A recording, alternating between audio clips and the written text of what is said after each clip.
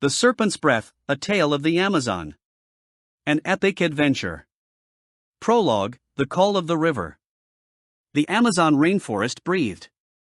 It was a living thing, a vast and pulsing organism of emerald and shadow, where the air hummed with the songs of 1,000 unseen creatures and the rivers coiled like serpents through the endless green. Dr. Elena Vasquez had spent a decade studying its secrets, but she had never felt its heartbeat quite like she did on that sweltering afternoon in June, as she stood on the banks of the Rio Negro, her boots sinking into the damp earth. Elena was no ordinary biologist. She was a seeker of lost things, myths, legends, the whispers of ancient civilizations swallowed by the jungle. Her latest obsession? The tears of the moon, a legend spoken of by the Yanomami shamans, a set of sacred blue crystals said to hold the power of the forest itself, hidden deep within the cave of the jaguar, a place marked on no map. Her guide, Mateo, a wiry Yanomami man with eyes like polished obsidian, had warned her. The forest does not give up its secrets lightly, he had said, his voice low. The spirits watch. The jaguar walks. And the river remembers. Elena had laughed. She didn't believe in spirits. But as she looked into the dark, swirling waters of the Rio Negro, she felt something stir inside her, a primal recognition, as if the forest itself had just taken notice of her. "We leave at first light," Mateo said, breaking her reverie. "And Elena? Do not drink the water. Do not touch the trees. And whatever you do, do not follow the whispers." She should have listened. From the shadows of the trees, a figure emerged. Tall, skeletal, its skin the color of old bark, its eyes glowing like embers. It was not human. It was not animal. It was something in between. The Curupira, Mateo breathed. The demon of the forest. Elena's blood turned to ice. Chapter 2, The Trial of the Trees. They had not gone far when the forest changed. The trees grew taller, their trunks twisted into grotesque shapes, their branches forming arches like the ribs of some great beast. The air was thick with the scent of rotting fruit and something else, something metallic, like blood. "This is the path of the dead," Mateo whispered. "The spirits of those who failed the forest's trials walk here. Do not look at them. Do not speak to them." Elena's skin crawled. She kept her eyes forward, but she could feel them, the unseen watchers, their breath cold on her neck. The ground beneath her feet was spongy, as if she were walking on living flesh. Then she saw it, a skull, half buried in the mud, its eye sockets staring blankly. It was human. Recent. Who? She started to ask, but Mateo silenced her with a sharp gesture. "The forest takes what it is owed," he said. "And it is always hungry." Elena swallowed hard. She had known the Amazon was dangerous. But this was something else. This was a place where the rules of the world didn't apply.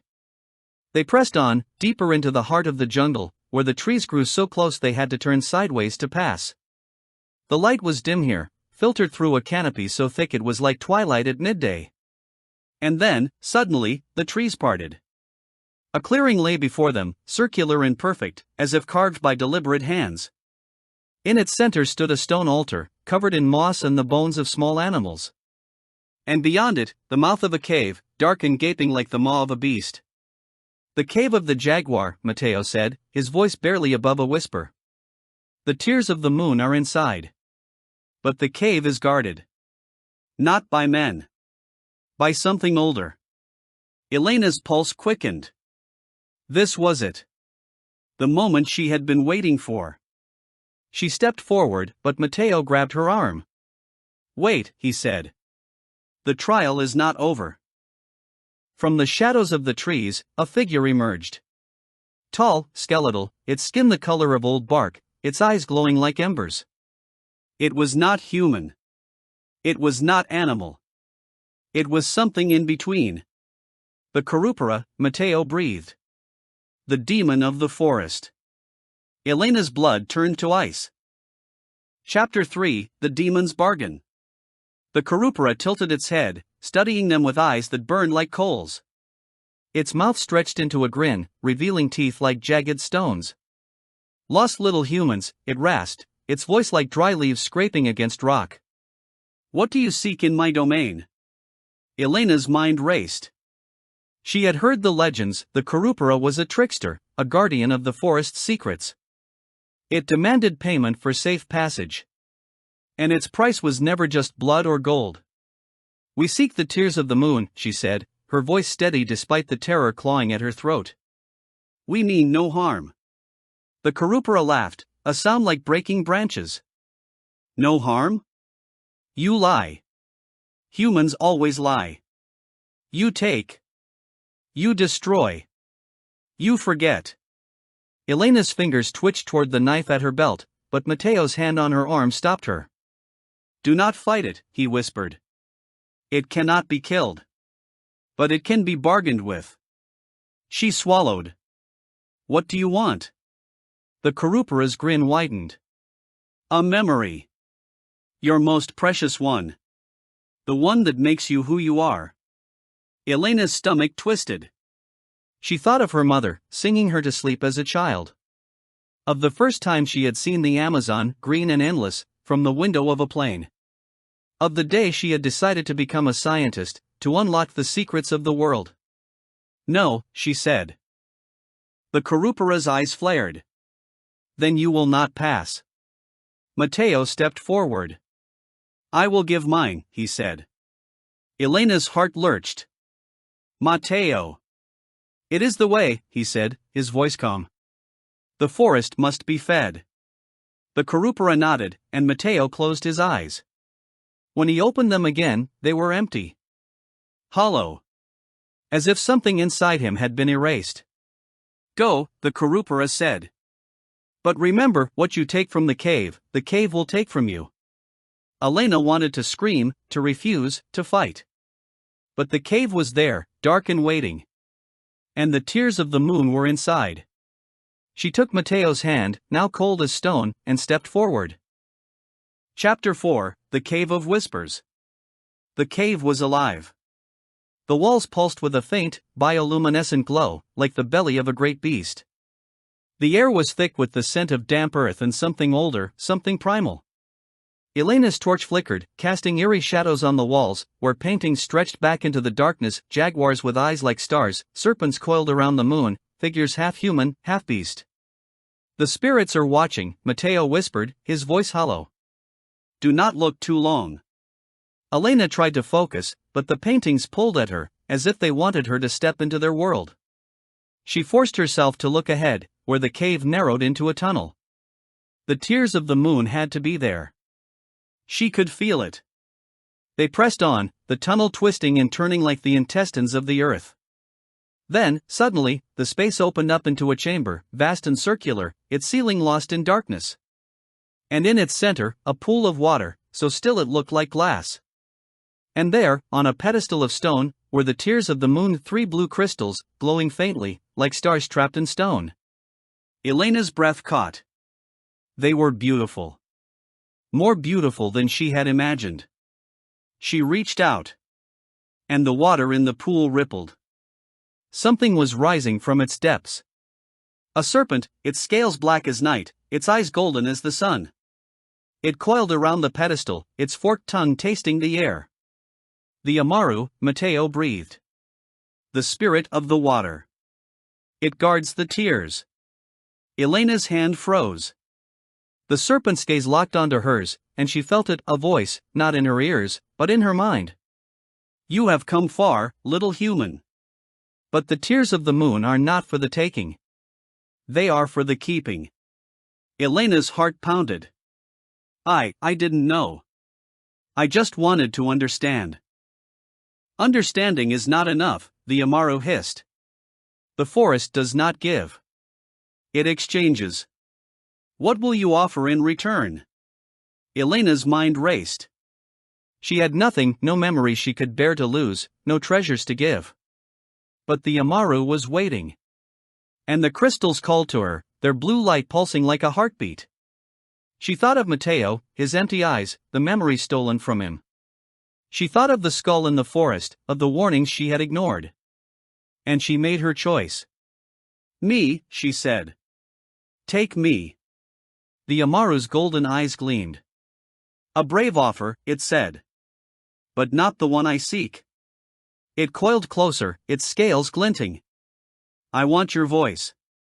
Elena's breath stopped. My. The words you will speak. The stories you will tell. The knowledge you will share. Give them to me, and the tears of the moon are yours. Elena's hands trembled. Her voice was her power, her identity. Without it, she was nothing. But the crystals glowed, and the cave whispered, and she knew this was the trial. The final test. She nodded. The Amaru struck. Chapter 5, The Silence. Pain. A fire in her throat, her lungs, her mind. Elena gasped, clutching at her neck, but there was no wound. Only the absence of something, of the words she had yet to speak, of the story she had yet to tell. The Amaru recoiled, satisfied. It is done. The crystals were hers. Elena reached out, her fingers trembling, and took them. They were warm, alive, pulsing against her palm. And in that moment, she understood. The tears of the moon were not just stones. They were keys. To the forest's heart. To its secrets. But as she turned to leave, the cave shifted. The paintings on the walls began to move, the figures stepping out of the stone. The jaguar growled. The serpent hissed. The half-human beasts reached for her with clawed hands. You have taken what was not yours, the Amaru said, its voice echoing in her silent mind. Now the forest takes what is not yours. The cave roared. And the ground beneath her feet opened. Chapter 6, The Fall. Elena fell. Not into darkness, but into light, a world of emerald and gold, where the trees stretched endlessly and the rivers sang. She was no longer in the cave. She was inside the forest's heart. And there, waiting for her, was a figure, tall, clad in leaves and feathers, its eyes like pools of the deepest jungle. You have come at last, it said, its voice like the wind through the trees. I am the spirit of the Amazon. And you, Elena Vasquez, are mine. Elena tried to speak, but no sound came. The spirit smiled. You gave your voice to the Amaru. But I will give you a new one. It reached out, and its fingers touched her throat. Pain flared, bright and burning, and then Elena screamed. But it was not a scream of pain. It was a scream of understanding, of connection. The forest song poured into her, a chorus of 1,000 voices, the rustling leaves, the calling birds, the whispering rivers, the breathing earth. She could hear it all. And she could speak to it. The spirit stepped back. Now you know the truth. The tears of the moon were never meant to be taken. They were meant to be earned. Elena looked down at the crystals in her hand. They were no longer just stones. They were alive, pulsing with the heartbeat of the forest. What do I do now? She asked, her voice no longer her own, but a harmony of the jungle's sounds. The spirit smiled. You listen. You learn. And you protect. Epilogue, The Keeper of the Forest. 3 months later, Elena stood once more on the banks of the Rio Negro. But she was not the same. Her skin was marked with vines of green, tattooed by the spirit itself.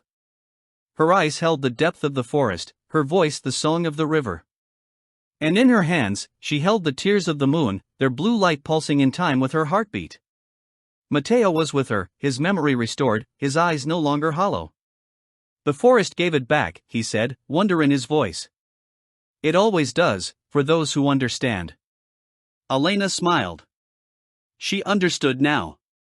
The Amazon was not just a place. It was a living thing, a being of memory and magic, of danger and wonder. And she was its guardian.